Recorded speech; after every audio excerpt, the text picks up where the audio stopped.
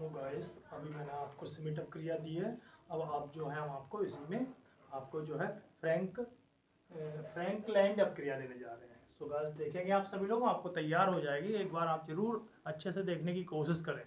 100% आपके ये रिएक्शनें समझ में आ जाएगी। ओके, ध्यान दीजिएगा जरा। इस क्रिया को क्या कहते हैं? फ्रैंकलैंड अप क्रिया कहते हैं। तो ये क्या होता है? एल्किल हैलाइड होता है। पहले साथ में क्या होता है? Alkyl halide plus Zn plus फिर एल्किल हैलाइड लगाने चाहे तो इसमें बॉन्ड लगा लें या फिर ऐसे कर लें। तो इसको लिख लेते हैं एल्किल हैलाइड, और ये जिंक है, जिंक। ये भी एल्किल हैलाइड है, एल्किल हैलाइड। और किसकी उपस्थिति में करेंगे? ईथर। जब एल्किल हैलाइड की क्रिया जिंक धातु के साथ कराएंगे तो क्या बनेगा? 1R बना एल्केन बन जाएगा। क्या बन जाएगा? एल्केन बन जाएगा। प्लस Zn, Zn ले लिया, अब H2 बन जाएगा। तो देखेंगे आप लोग, एल्किल हैलाइड की क्रिया जिंक धातु के साथ कराते हैं। किसके साथ कराते हैं? जिंक धातु के साथ। तब किसकी उपस्थिति में? ईथर की उपस्थिति में।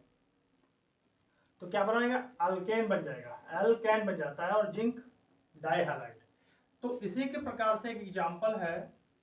एल्किल के जवाब क्या लिया? CH3 और Br ले लिया, प्लस Zn ऐसे ही रहेगा। फिर क्या करते हैं? CH3 Br ले लिया, और ईथर की उपस्थिति में। बिल्कुल करेक्टली आपके समझ में आएगा। आप जरा ध्यान से देखिएगा जरा यहाँ पे। तो ये उठाते हैं CH3 CH3 CH3 and CH3, single bond लगाया है, प्लस अब क्या उठाना है? जिंक को ले लेना है। अंडरलाइन पे ध्यान दें, जिंक ले लिया, और यहां पर देखेंगे 1 ब्रोमाइड 1 ब्रोमाइड, तो क्या हो जाएगा? Br2।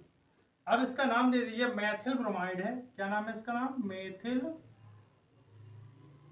ब्रोमाइड और जिंक धातु। ये भी मैथिल ब्रोमाइड है,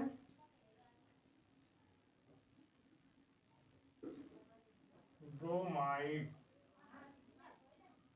माइड, और ईथर की उपस्थिति है। ये क्या बन जाता है? 2 कार्बन है, देखो 1 और 1 2, तो क्या लिखते हैं? एथेन लिखते हैं, एथेन। और ये जिंक डाइब्रोमाइड, जिंक डाइब्रोमाइड।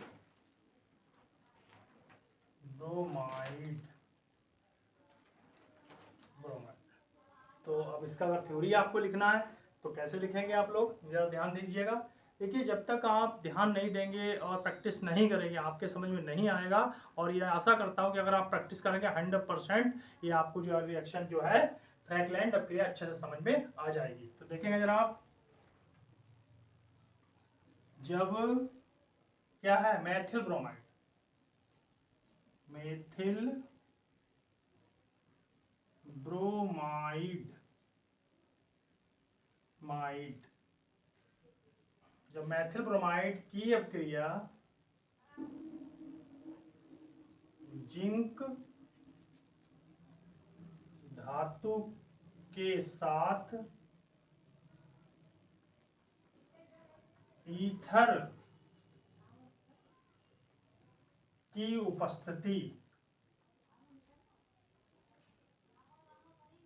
उपस्थिति में कराई जाती है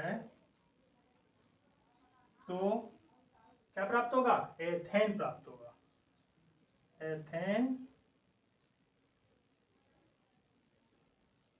एथेन का फार्मूला भी लिख लें यहाँ पर। क्या होता है? CH3 चाहे तो ऐसे भी लिख सकते हैं आप, C2H5H6, ऐसे भी एथेन लिख सकते हैं आप। ठीक है, तो एथेन प्राप्त होती है। तो इस प्रकार की क्रिया को, तो इस प्रकार यहाँ लिख लीजिए कि अभिक्रिया को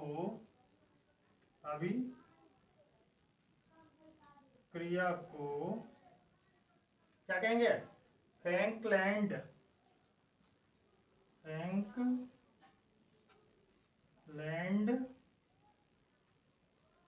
अभिक्रिया कहा जाता है। दोस्तों ये बहुत इंपॉर्टेंट रिएक्शन है और आपके ये पेपर में जरूर पूछी जाती हैं, तो आप सभी लोग इनको तैयार कर लीजिएगा। एक बार प्रैक्टिस कर देता हूँ, दोबारा रिपीट कर देता हूँ, और प्रैक्टिस करना आपको जरूरी है, बिना प्रैक्टिस कुछ नहीं होता है। तो ध्यान दें आप, फ्रैंकलैंड अभिक्रिया क्या है, ध्यान देंगे यहाँ से आप। RX यानी कि एल्किल हैलाइड प्लस ZN यानी कि ZN है यानी कि जिंक धातु है, और ये एल्किल हैलाइड, ये और इससे हम दोनों पार्ट हैं। तो ये दो अणु किसकी हैं? एल्किल हैलाइड की हैं, और किसकी उपस्थिति है? ईथर की। तो देखेंगे जरा, 1R यानी कि 1 और 1 2 हो गया, यानी कि एल्केन प्राप्त हो गया। फिर ZN लिख दिया यहाँ पर, और यहाँ पर 1 हैलाइड यानी कि X2 यानी कि जिंक डाई हैलाइड, किसकी उपस्थिति है? ईथर की। इसका एग्जाम्पल लिखेंगे अगर आप, तो यहाँ गौर से देखेंगे कि CH3 यानी कि R की जगह पे CH3 और X की जगह पे Br क्लोरोब्रोमो कुछ भी दे सकते हैं। क्या है? मेथिल ब्रोमाइड हो गया और जिंक हुआ, ये भी मेथिल ब्रोमाइड है। तो आप देखेंगे मेथिल को और मैथिल को उठा लिया 2 बार, तो ये लिख दिया आपने। क्या लिख दिया? इसको क्या कहते हैं? इसको एथेन कहते हैं। फिर ZN ले लिया, ZN लिख दिया यहाँ पर। Br यानी कि देखेंगे आप जरा, ये और ये 2 Br हो गया हमारे पास, तो Br लिख दिया, तो जिंक डाइब्रोमाइड। ओके, अब इसकी बात आती है थ्योरी की, तो उस पर आप पहले अंडरलाइन करेंगे, फिर थ्योरी समझ जाएंगे। जब मेथिल ब्रोमाइड, देखेंगे गौर से, ये जो मैं अंडरलाइन कर रहा हूँ इस पर ध्यान दीजिएगा। मेथिल ब्रोमाइड, कौन सा मेथिल ब्रोमाइड? ये वाला हमारा है कि जिंक धातु। अब जिंक धातु कौन सी है? ये है हमारी। उसके बाद क्या करेंगे? ईथर है, जिंक धातु के साथ ईथर क्या उपस्थिति में है कि उपस्थिति में कराई जाती है, तो एथेन प्राप्त होता है। कौन प्राप्त होता है? Ethane, CH3 CH2। आप ऐसे भी लिख सकते हैं CH3 और ऐसे भी लिख सकते हैं C2H6, ऐसे भी प्राप्त होती है।